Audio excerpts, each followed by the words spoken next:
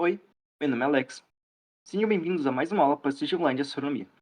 Na aula de hoje eu vou falar sobre lei de Kepler. Então, a primeira lei de Kepler, ela diz que as órbitas são elípticas. As órbitas são elípticas, onde o corpo orbitado ocupa um dos focos e o orbitante ocupa ele percorre o perímetro da elipse. Então, o seu corpo que ele é orbitado, no nosso caso o sistema solar seria o Sol, ele está num foco. Seria o foco primário. E a Terra, ela seria nesse caso, nesse exemplo, ela percorre o perímetro da elipse. Então, nós temos elementos aqui, F1 e F2 são os focos, D é a distância, M1, Mzão e Mzinho são as massas. A segunda lei é a lei das áreas. Então, em um determinado intervalo de tempo, ΔT, dependente de onde ele ocorreu, o corpo orbitante sempre varrerá a mesma área da elipse. Eu vou explicar primeiro e depois eu volto na formulazinha. Então, considerando que... Então, o que isso implica? Isso implica que quanto mais próximo do Sol, por exemplo, mais rápido a Terra vai se mover. Então, se ela está se movendo nesse sentido aqui, isso aqui seria um movimento acelerado, isso aqui seria um movimento retardado, movimento retrógrado. Não retrógrado, retardado mesmo. Então, considerando que esses tempos são iguais, considerando que ΔT1 é igual a ΔT2, que a Terra demorou o mesmo tempo para percorrer essas duas distâncias, então a área varrida pela Terra, seria essa área daqui, equivale a outra área, varrida pelo outro momento, que possui a mesma quantidade de tempo. Então ela diz basicamente isso. E sobre a... Então nós temos que a velocidade areal seria... O que é a velocidade? Ela é algo dividido por tempo. Então a velocidade areal, ela seria a área varrida sobre o tempo. E ela é uma constante, que é igual. Então se você tem a área total, a área da uma elipse é calculada com π AB, então a área da elipse, dividido pelo período, então o tempo que ela demora para dar uma volta completa, é uma constante e vale a qualquer outro momento da sua elipse. Então, por exemplo, ΔT1, então ΔA sobre ΔT, vai ser sempre o mesmo. E com isso você pode relacionar vários períodos, você consegue calcular várias coisas. Não várias coisas você consegue calcular, mas tem várias relações. Vamos para a terceira lei. Então, para um mesmo sistema, deve obedecer à segunda relação, que π ao quadrado é igual a A ao cubo. Então, o que é P? P é o período. Período é o tempo que ele demora para percorrer uma órbita inteira. Período. E o A, como você tem na aula de elipse, é o semi-eixo maior, que é o eixo maior dividido por 2. Então, o que seria para um mesmo sistema? Para um mesmo sistema planetário. Então, para onde você pode aplicar essa lei aqui para o mesmo sistema planetário? Essa relação vale para o mesmo sistema. Então, o que é o sistema solar? O sistema solar são os corpos que orbitam. Então, se você tem um período da Terra e o semi-eixo maior da Terra e você tem um período de Marte, você pode calcular o semi-eixo maior de Marte. Como? O período da Terra ao quadrado sobre o semi-eixo maior da Terra ao cubo é igual ao período de Marte ao quadrado sobre o período de Marte, sobre o semi-eixo maior de Marte ao cubo. Agora eu vou isolar o semi-eixo maior. Como eu vou isolar? Jogar ele para cima multiplicando e esse resto aqui multiplicando, isso aqui dividindo. Então, semi-eixo maior de Marte ao cubo sobre semi-eixo maior da Terra ao cubo é igual a período de Marte ao quadrado sobre período da Terra ao quadrado. Agora eu posso tirar a raiz cúbica e tirar esse elevado a 3 dos dois lados, e jogar o semi-eixo maior de Marte para o outro lado multiplicando, não, o semi-eixo maior da Terra multiplicando, é igual a semi-eixo maior da Terra, vezes a raiz cúbica do período de Marte sobre o período da Terra, isso aqui tudo ao quadrado. Não pode pensar, nossa, que difícil, mas qual que é qual que é o semeixo maior da Terra? Uma unidade astronômica. Então, isso aqui já sairia fora. Qual que é o período da Terra? O período da Terra você pode representar com 1 ano. Então, o semeixo maior de Marte, isso aqui 1 ano, então alguma coisa dividido por 1 é essa coisa. Então, ele seria a raiz cúbica do período de Marte ao quadrado. Só que quando você pode usar essa relação? Você pode usar essa relação somente se você tiver o seu semeixo maior em unidades astronômicas ou seu período em anos. Vou isolar o período, ele seria a mesma coisa que o contrário. E aí tal, e se eu tivesse um outro planeta? Eu poderia usar isso daqui? Não. Porque o valor da constante K seria diferente, então você não pode relacionar um com o outro.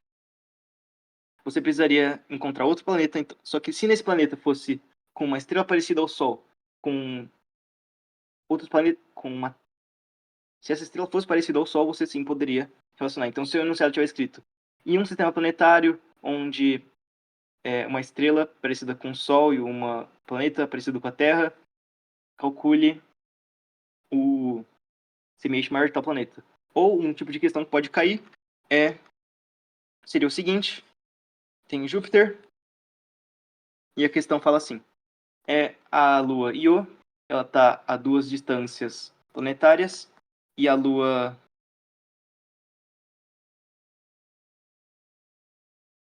Ganymedes está a 3 distâncias planetárias.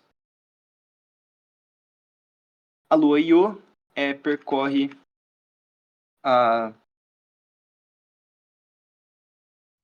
Júpiter dá uma volta em volta de Júpiter em 2 dias de julianos. 2 dias de Júpiter, jupiterianos. Quantos dias jupiterianos Ganymedes percorre? Então você faria da seguinte forma: P ao quadrado sobre A ao cubo de Ganymedes, Io e Ganymedes.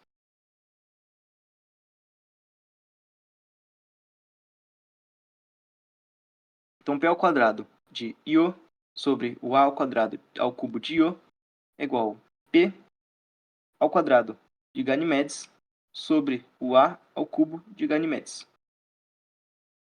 Eu quero descobrir o período de Ganymedes. Então, eu vou isolar o P. Então, eu jogaria o A para lá multiplicando. P ao quadrado é igual a AG cubo sobre A I A I U ao cubo vezes P I O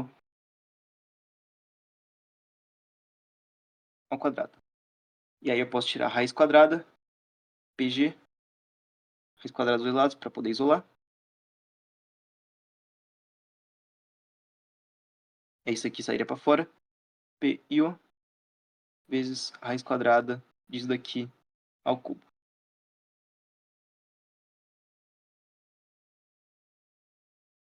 E aí quanto vale o período de Io? Vale 2 dias planetários, 2 dias de Júpiter. Quanto vale o semestre maior de Ganymedes? 3 distâncias planetárias. E de Io vale 2 distâncias planetárias. Isso daqui ao cubo. Então pode cortar esse com esse. PG é igual a 2 vezes a raiz cúbica, a raiz quadrada de 3 sobre 2 ao cubo. Agora basta resolver essa relação. 2 vezes a raiz quadrada de 3 sobre 2 ao cubo.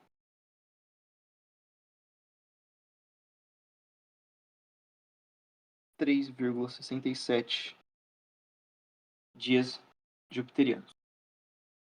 Então, seria usando a lei de Kepler que você resolveria esse tipo de questão.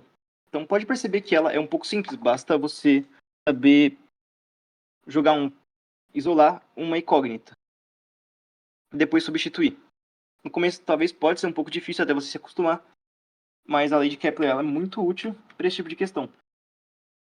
Outro tipo de questão que pode cair seria perguntando qual seria a distância que um satélite precisaria estar para um satélite geoestacionário precisaria estar na Terra. E o que é uma definição de satélite geoestacionário? Satélite geoestacionário é um satélite que tem o período de órbita, mesmo que o período de rotação da Terra. Então, o período que o satélite demora para dar uma volta em torno da Terra seria 24 horas. Então, você teria P igual a 24 horas. Na verdade, como seria um dia sideral, 23 horas, 56 minutos e 4 segundos. Porém, isso vai ficar um pouco mais para frente.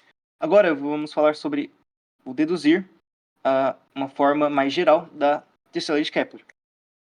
Então, na força gravitacional de um planeta em órbita circular, vamos usar a órbita circular para simplificar um pouco, a gente teria que a sua força centrípeta, isso aqui seria a força centrípeta, é igual a força gravitacional.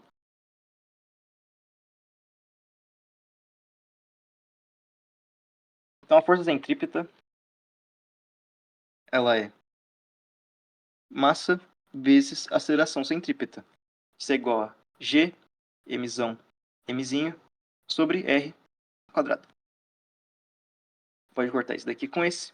Então, a aceleração centrípeta é o G vezes a massa do seu planeta sobre o R, a massa do Sol, sobre R quadrado, se você estivesse usando a Terra como exemplo. E o que é aceleração centrípeta? A aceleração centrípeta é calculada com velocidade tangencial ao quadrado sobre R. Igual a G, Mzão, sobre R. Então, a velocidade tangencial, a velocidade de órbita de um planeta, como a gente viu no aula anterior, o que seria a velocidade tangencial? Igual esse aqui corta com esse. A raiz de G, constante gravitacional, vezes a massa do corpo orbitante sobre R. Então, com essa fórmula aqui, você pode calcular a velocidade orbital de um planeta, sabendo a massa. Depois, então,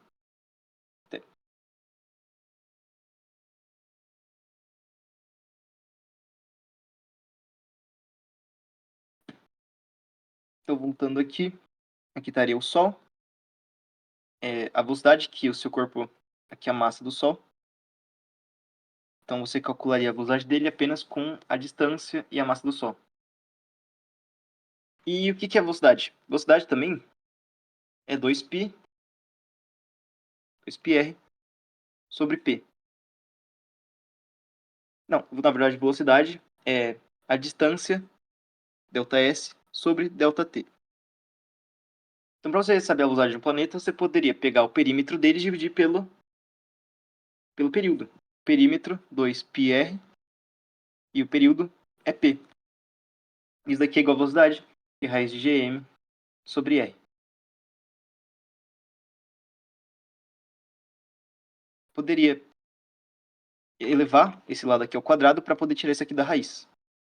Então, elevando ao quadrado, ficaria 4π ao quadrado, R ao quadrado, sobre o período sobre o período ao quadrado, é igual a G vezes M sobre R. E agora eu posso jogar o período. Então, agora eu posso isolar o P sobre R. Então, jogando o P para lá, multiplicando, o R para cá dividindo, e multiplicaria com esse R, daria R ao cubo, é igual a 4π ao quadrado sobre Gm. E isso daqui é o valor da constante K. Então, a constante K ela é encontrada através de 4π ao quadrado sobre G vezes M. M é a massa do corpo orbitado. Se a massa dos dois corpos for muito grande, aqui nós teríamos uma soma de massa. Mas nós estamos trabalhando com versão simplificada. Então, essa daqui seria outra, usando Newton, o valor da constante K. Por quê? Porque essa constante ela não é uma constante. Na verdade, ela é sim uma constante em um sistema, só que Kepler achou como se fosse uma constante do sistema, como se ela valesse 1, por exemplo, para a Terra. Só que ele sabia que tinha uma alteração e ele pensava que era um outro planeta. Só que na verdade isso acontecia por conta da atração gravitacional do planeta sobre o Sol. E por isso ocorria essa variação. E para você ser 100% preciso, você usaria isso daqui. E é usando isso daqui, é a terceira lei de Kepler. Outra fórmula, anotem. Ela é muito importante. E usando ela, você conseguiria calcular, por exemplo, a distância que um satélite geoestacionário teria. Porque você saberia o período vale 23 horas, 56 minutos e 4 segundos. E qual que é a massa? A massa é a massa da Terra, que está a cargo de vocês pesquisarem. Esse é um desafio para essa aula, e eu desafio vocês deixarem nos comentários qual seria a distância que um satélite geoestacionário precisaria estar da Terra. E se caso esteja certo, eu vou comentar. Caso esteja errado, eu vou dar sugestões para resolverem os problemas. Enfim, essa fala de hoje. Deixa eu ter certeza que foi tudo. Sim, enfim, então, essa fala de hoje eu dou aulas particulares e caso tenha interesse, meu número está na descrição para entrar em contato. Espero que tenham gostado, até a próxima e tchau!